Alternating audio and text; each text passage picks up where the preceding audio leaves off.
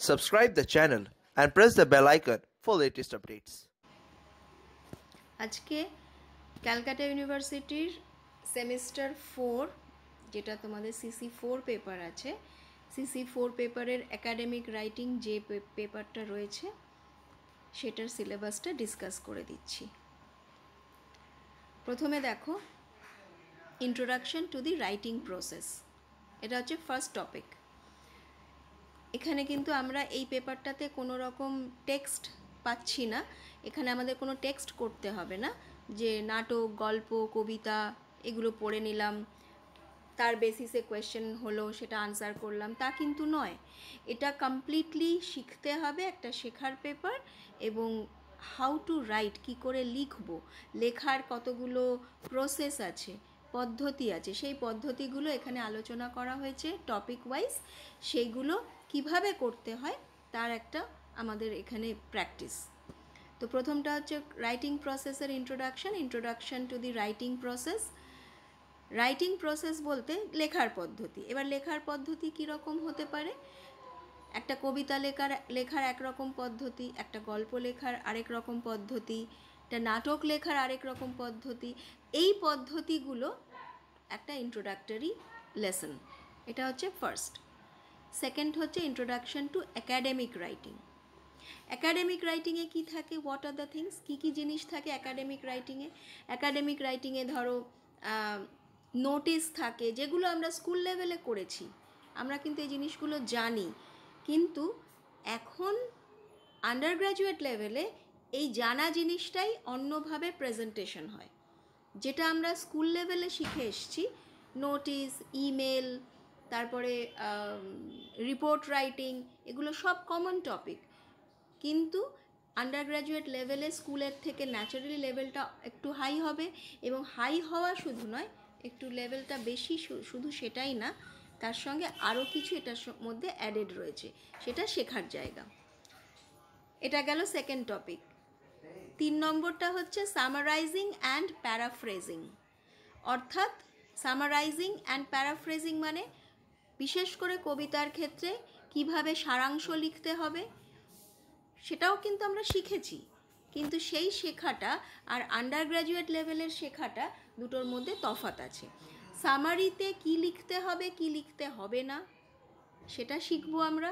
Paraphrasing কিভাবে করতে হয়, অর্থাৎ একটা কবিতার ছন্দ, সেই ছন্দটা বা কবিতার একটা স্ট্যান্ডজা, একটা স্তবক, সেই স্তবকটাকে গদ্য আকারে কি করে লিখতে হয়, দ্যাট ইজ কল্ড প্যারাফ্রেজিং। ওটাকে প্যারাফ্রেজিং বলে, সেটাও আমরা শিখব। এটা হচ্ছে 3 নম্বর টপিক। 4 নম্বর টপিক হচ্ছে রাইটিং এসে, রচনা লিখতে হবে। এখন রচনা আমরা ছোটোবেলা থেকে লিখে এসেছি, শিখেছি কি করে লিখতে হয়। রচনার একটা ইন্ট্রোডাকশন থাকবে, বডি থাকবে, কনক্লুশন থাকবে, এগুলো আমরা সবাই জানি, একদম মানে বাধা ধরা গত। কিন্তু তার বাইরেও কিছু জিনিস থাকে, যেটা আবারও বলছি আন্ডার গ্র্যাজুয়েট লেভেলে এই জিনিসটা আমাদের শিখতে হবে। স্কুল লেভেল পর্যন্ত যে অবধি আমরা শিখে এসেছি তার থেকে আরও একটু বেশি কিছু। এসে লিখতে গেলে কিছু সোর্স দিতে হবে, কিছু কোটেশনস দিতে হবে, নিজস্ব ভাবনা চিন্তাকে লজিক্যালি আমাকে প্রেজেন্ট করতে হবে, যুক্তিসঙ্গত তর্ক দিতে হবে, তবে গিয়ে আমি রচনাটাকে একটা নির্দিষ্ট দৃষ্টিভঙ্গি থেকে উপস্থাপন করতে পারি, সেটা দেখতে হবে। তবে গিয়ে আমি এসেতে, মানে যে 25 নাম্বারের এসে তোমাদের রয়েছে, সে 25 নাম্বারের মধ্যে মিনিমাম তো আমাকে একটা নাম্বার তুলতে হবে, তো সেই মিনিমাম নাম্বার তোলার জন্য আমাকে এই কাজটা করতে হবে, অর্থাৎ এই অনুশীলনটা করতে হবে।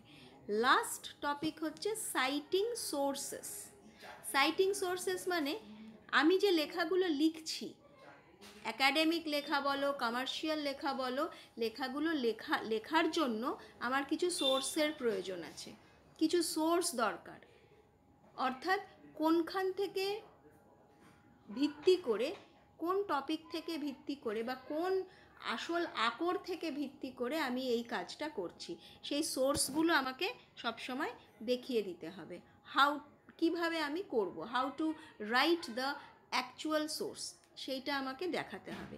এবং সাইটিং সোর্স, ওই যে আমরা দেখি না বইয়ের পেছনে লেখা থাকে বিবলিওগ্রাফি, বা বইয়ের পেছনে লেখা থাকে কোন সাইট থেকে, পার্টিকুলার নির্দিষ্ট ইন্টারনেটের কোন সাইট থেকে কাজটা নেওয়া হয়েছে বা কাজটার জন্য আমি হেল্প নিয়েছি, সেই সাইটিং সোর্স সেটা কিভাবে লিখতে হয় সেটা এখানে আমরা আলোচনা করি। এই টপিকটা আমাদের শিখতে হবে। এই হচ্ছে অ্যাকাডেমিক রাইটিং পোর্শনের টোটাল জায়গা, অর্থাৎ পুরোটাই লেখা অনুশীলনের জায়গা, লিখতে হবে, লেখা বেসড। এই কটা টপিক রইল। এরপরে আমি আসছি কোয়েশ্চেন প্যাটার্নে, কীরকম কোয়েশ্চেন আসবে। সাইটিং সোর্স যে লাস্ট টপিকটা, 5 নাম্বারের প্রশ্ন থাকে, 5টা প্রশ্ন এক এক করে। Writing critical appreciation, critical appreciation অর্থাৎ সামারাইজিং, এবং যে অ্যাকাডেমিক রাইটিং যেটা দ্বিতীয়টা, ইন্ট্রোডাকশন টু অ্যাকাডেমিক রাইটিং, ওইটার আন্ডারে রাইটিং ক্রিটিক্যাল অ্যাপ্রিসিয়েশন, কবিতা দেওয়া থাকবে, আনসিন কবিতা, তার ক্রিটিক্যাল অ্যাপ্রিসিয়েশন, কবিতার থিম, কবিতার ভাষা, কবিতার টেকনিক্যাল কিছু জিনিস আছে সেগুলো কিভাবে বের করতে হয় সেটা এখানে শিখতে হবে, তবে গিয়ে ক্রিটিক্যাল অ্যাপ্রিসিয়েশন হবে। কবির নাম, কবি এখানে কি বলতে চেয়েছে সেসব তো হলোই, তার সঙ্গে টেকনিক্যাল জিনিসগুলো। পরের প্রশ্ন হবে writing summary substance with a critical note. Critical note, summary আর সাবস্ট্যান্স মোটামুটি আমাদের জানা আছে, সারাংশ লিখতে হবে, কিন্তু ক্রিটিক্যাল নোট যেটা, সেটা একান্তভাবে লেখকের নিজের। লেখক এখানে কে? তুমি, তোমরা যারা লিখছো, স্টুডেন্টরা, তোমরা হচ্ছ লেখক। তোমাদের ক্রিটিক্যাল নোট অর্থাৎ যে পিসটা তোমরা লিখছো, যে সামারিটা লিখছো, তার উপরে তোমাদের নিজস্ব ভাবনা চিন্তা, এটা আলাদা করে লিখতে হবে। নাম্বার ডিভিশনে দেখতেই পাচ্ছ 12+8 করা আছে, মানে 8 নাম্বার ক্রিটিক্যাল নোটের জন্য, আর 12 নাম্বার হচ্ছে সামারি রাইটিংয়ের জন্য। অথবা সাবস্ট্যান্স যদি লিখতে দেয় কোনো প্রোজ পিসের, গদ্য হলে পরে সাবস্ট্যান্স, আর কবিতা হলে পরে সামারি দেওয়া হবে। লাস্ট প্রশ্ন হচ্ছে এসে রাইটিং 25 মার্কস। তো আমি আগেই আলোচনা করে দিয়েছি এসে রাইটিংটা কিভাবে হবে, কি কি আসবে এসে রাইটিংয়ের মধ্যে, কি কি লিখতে হবে সেইটা।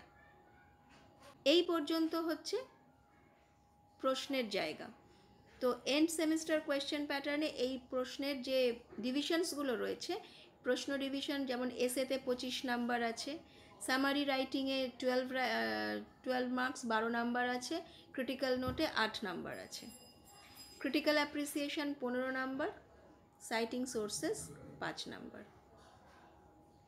টোটাল কোয়েশ্চেন প্যাটার্নটা এই দাঁড়ালো তোমাদের। এই সিলেবাসের ওপরে তোমাদের যদি মনে হয় যে সাজেশন দেওয়ার দরকার আছে, সাজেশন তোমাদের প্রয়োজন, তাহলে অবশ্যই কমেন্ট করে জানাবে।